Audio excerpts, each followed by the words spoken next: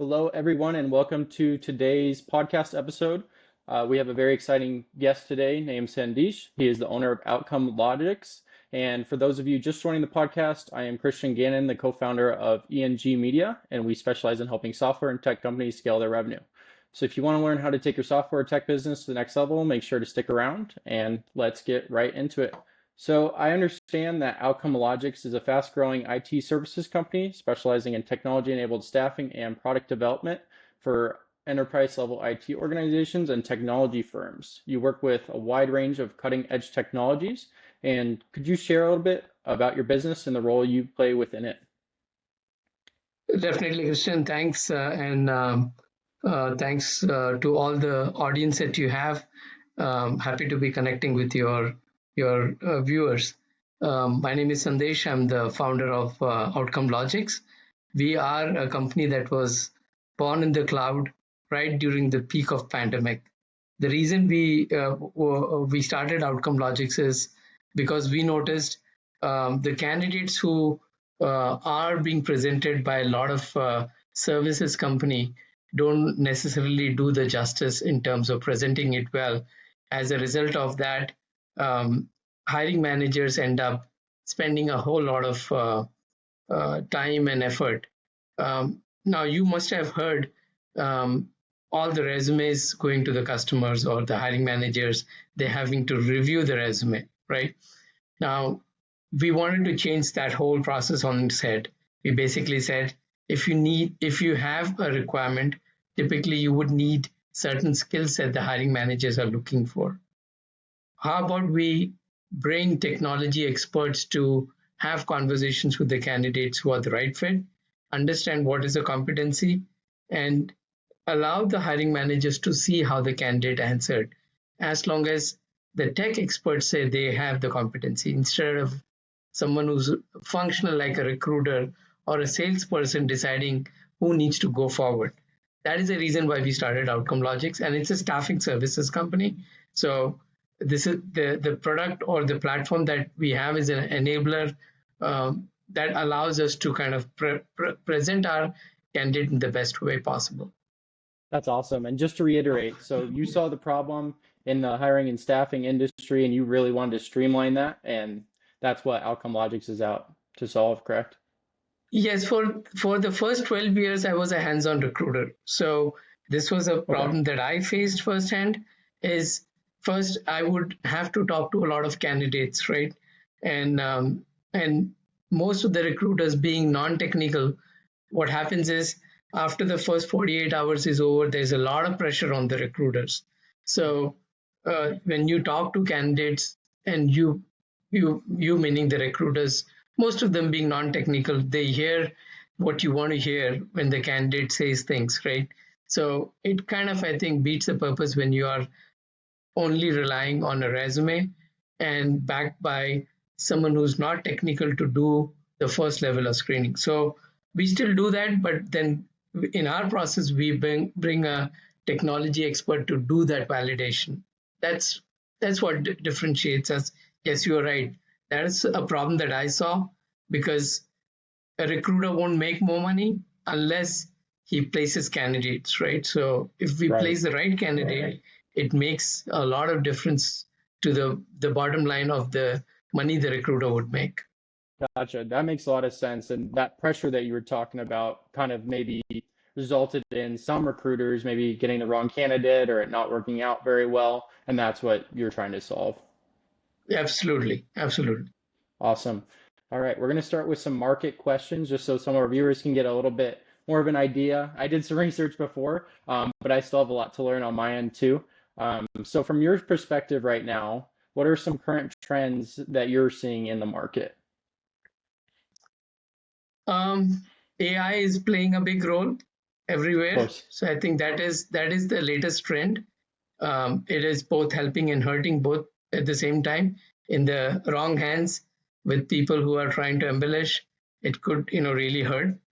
But it is playing as an enabler. Any new innovation technology not only helps, but it exacerbates new opportunities. So I'm very excited about that for sure. Of course. I've definitely heard the AI, not even just in the staffing staffing industry, but in some of my other connections, it's a huge word. And what are you guys doing at Outcome Logix to really tackle that? Do you have developers on it? Could you explain a little bit about that? Yeah, we are looking to use agentic AI, so that I think our teams can really focus on uh, user experience as the key factor, instead of spending their time on writing emails, responding, and things like that. So we are kind of, I think, trying to move in that direction to make sure that I think our recruiters, our account managers, they really provide value added services instead of task driven activities. Right. So really just increasing the efficiency of the business overall. Absolutely. Efficiency, and also the user experience that we can provide.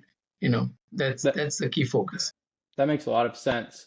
And on that topic, what do you think in this landscape and in this environment is making it more challenging, or on the flip side, easier to operate in? Like we kind of talked about the AI making it a little bit easier when it's fully developed and integrated, but what about on the challenging side? On the challenging side, if you imagine, Christian, just one example or a couple of examples, right? Um, eh, the um, industry has not changed in many years, maybe 25 years since I've been in this industry. You take the requirement, you match it to a resume, and send it to the customer, right? So customer has the job description. Now they're getting the resume. Now imagine that itself is so inefficient that we had to create what we created called Screen Talent, where we interview the candidate, rank their competencies using a technology expert. If you are not doing that, the option is you are getting resumes. Imagine that it's easy to take a job description, take your resume, and tell OpenAI or any other LLM to create a resume that is more reflective of the resume, the requirement, right? So now you are looking at 4 times, 5 times more qualified resumes sitting in your inbox. But when you go to interview them, in the first 5 minutes, you realize the candidates don't have the skill set, right? Gotcha. That's one challenge that I see, which is going to be far more exponentially increasing in coming days. Hmm. Second is, I think, the use of some deep fake and things like that, where candidates are interviewing on video, but they have a lot of tools that kind of give them the answer that is being asked, right? So you might end up getting far less qualified candidates who would show up to work, but candidates who interview really good, right? So Right. those are some of the challenges that I see that is coming through.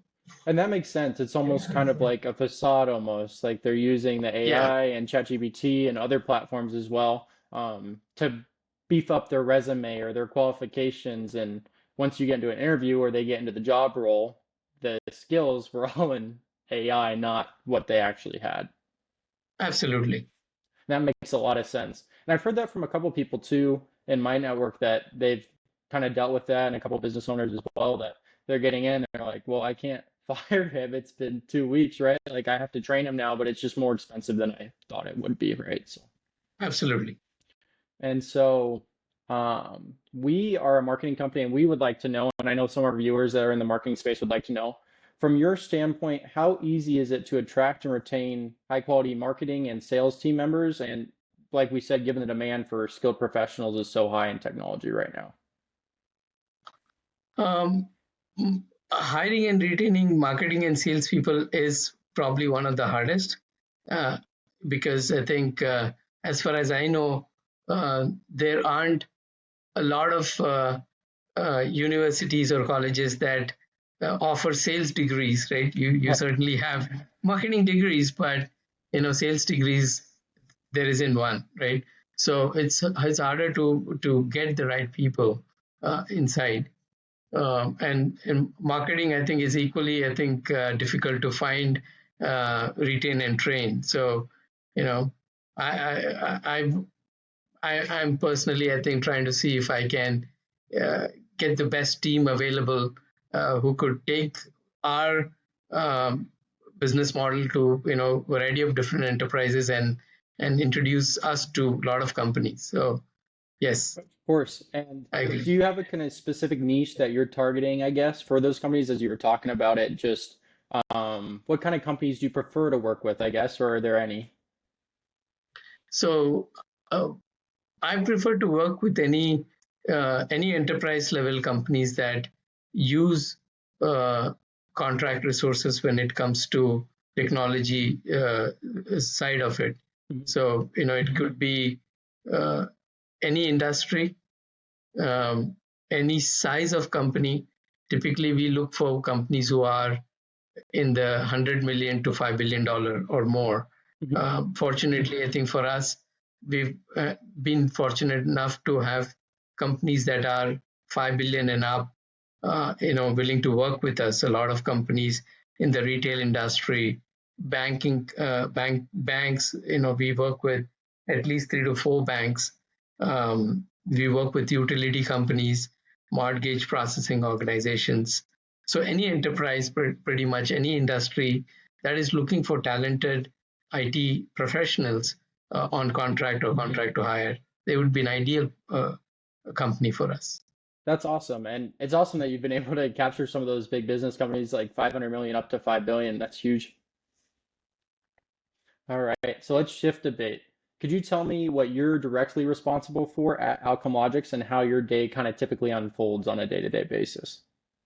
Yeah, I used to, I think, do everything that is possible.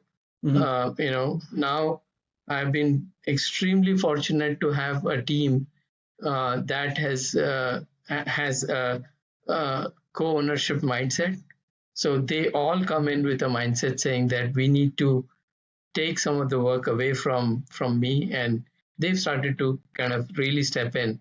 So at this point, I'm really looking at myself as the chief revenue officer of the organization, where I kind of try to look and uh, do what I'm doing now with you, Of is course. promote the company and bring new customers inside the door. And once we do that, then our account managers and our delivery managers, recruiters, all of them take over. They absolutely have, you know quality and speed as the two factor that they really take to heart very seriously. So at this point, for me, I'm really focused on as the chief revenue officer of the organization. That makes a lot of sense. And that's awesome that you have a team that really feels like they're so involved because I know that a lot of business can't say the same where their team is involved. They feel like they're part of the strategy and really growing the company. So that's great. We just, I think, add on to that. uh, the entire team every quarter meets to talk about how do we innovate. So we have innovation sessions every quarter where Mhm. our CTO and the partner in the company goes, and they all huddle in a room to talk about what is the best way to do it. So in fact, today itself I got a list of 30 things that I got from our senior recruiter, who says, this is something that we can automate or use AI to convert, to make the life easier, or to innovate and do all that. That's great. And I think that's a great company when you have your recruiter even coming to talk to you about AI. Um, and moving on to kind of our next question, it's somewhat in this sphere. Um, what are the most important metrics to you right now? I know you talked about new clients. You've also talked about kind of the AI space and some of the pipeline growth or your promoter score or meeting with new prospects. Like, I guess what tools right now are the most important that you're measuring? So for me, I think it is time to deliver service, uh, and still have the quality of service in there is the most important metrics that I generally look for. So we generally look for how fast did we get the requirement, and how fast did we get those candidates submitted, the delta between the two, how, like, each step, how did we perform, and look at every step and be able to quantify and say, okay, we performed at the best possible way, whether it is responding to an applicant or calling a candidate, taking them uh, from a application perspective all the way to get them screened and then presented to the customer. Every step has to be very quality driven. So how do we make sure that, I think, we reduce time while we still keep the quality? That is one matrix that I really look at it very carefully. That's awesome. And I think that's a very important metric to look at. And in that spirit, and I don't want to share your secret sauce or anything, but is there anything in those processes that you guys have innovated on specifically and that you're really happy about that you've implemented? So many areas. So this has been a very um, commodity service for the longest period of time, right? Imagine 25 years, Hmm. companies have not really changed the process uh, um, necessarily, and I don't mind sharing it. I think it's important when a lot of times when companies get the requirement, they forget that there are and clients forget that there are a team that is working behind the scene to fulfill that requirement, right? They feel the salesperson is the recruiter. Reality is it is not. There is recruiters, there are technical screeners, there's an account manager who's reviewing all the candidates. So what we do is it's very simple. We put that team together, we send an email to the customer saying, hey, we have assembled the team, this is the team who's going to work with you. So there is a sense of, hey, this is my team that is working for me. That attitude starts coming in from a customer perspective. The other that we are looking for is, typically most of the organizations, they only look at submitting a candidate, ask about it. What we have started to do is we started to shift some of those tools and techniques to our customers. When they log in, they get not only approved candidate, but they get a lot of things, additional things that they can look at. And I think that's super important, especially in that industry. I mean, that's hugely innovative, as you were saying, for the past 25 years. If nothing changes, nothing's going to change. And it's good to hear that someone's going out to change it. Absolutely. So moving on a little bit. So looking ahead in the next 12 months for your company, where are you looking to try to go? Are there any specific metrics that you're trying to hit? Yeah, I think we are looking to become one of a aggregate company, like wherein we can also, um, you know, uh, last 6 months back, we had no idea of who our vendors are. Sometimes when we can't find people, and our partners or similar companies, they might have people on their bench, so they supply people to us sometimes, right? So typically, uh, you know, any organization would have 3-4 thousand email addresses that they broadcast their requirements to, and what they get in return is a resume. Now, typically, these resumes have been sitting in a recruiter inbox. Recruiters have that broadcast mechanism. They get the resume, they look at it, and then submit the top two candidates. So in the process, there are hundreds of candidates that we would not have access to. So what we did is, long story short, we told our these vendors that we were broadcasting emails to is to register with on our portal.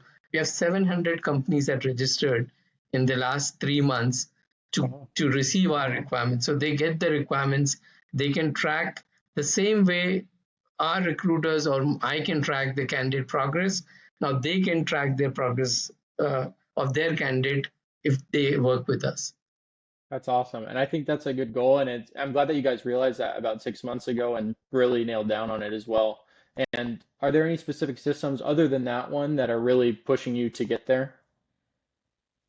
We are looking to kind of, again, put enablers for our customers and even our vendors to Hmm. kind of, have transparency on how we are operating, generally. Right. And that makes a lot of sense. We kind of a fun question, but a tough question. Hypothetically, if you had a magic wand and you could solve just one problem within the business that you have right now, what would it be? One problem that I can solve is having all the decision makers to talk to me with one one message saying, hey, I'll give you time. That's one problem I would happy to Of use my course. magical wand on. Of course, and that makes a lot of sense. Um, so just to close out, if people want to connect with you and they want to check out Outcome Logix, where can they go and how can they connect? They can write to info at Outcome Logix, or my my LinkedIn profile, is the best way to get in touch with me. And I'm an open networker. I have about 10,000 connections. So I connect with most of the people. That's awesome. And so I will link Sandesh's website and the info email and his LinkedIn in the description of this video. And you should go check him out. It's an awesome company, a lot of new things going on over there. And the website was really interesting for me. But thank you again, Sandesh, for the insights. And we'll see you guys in the next podcast. All right. Thank you so much, Christian. This was fun. I appreciate the opportunity to speak to you. And, thank you so much. Of course.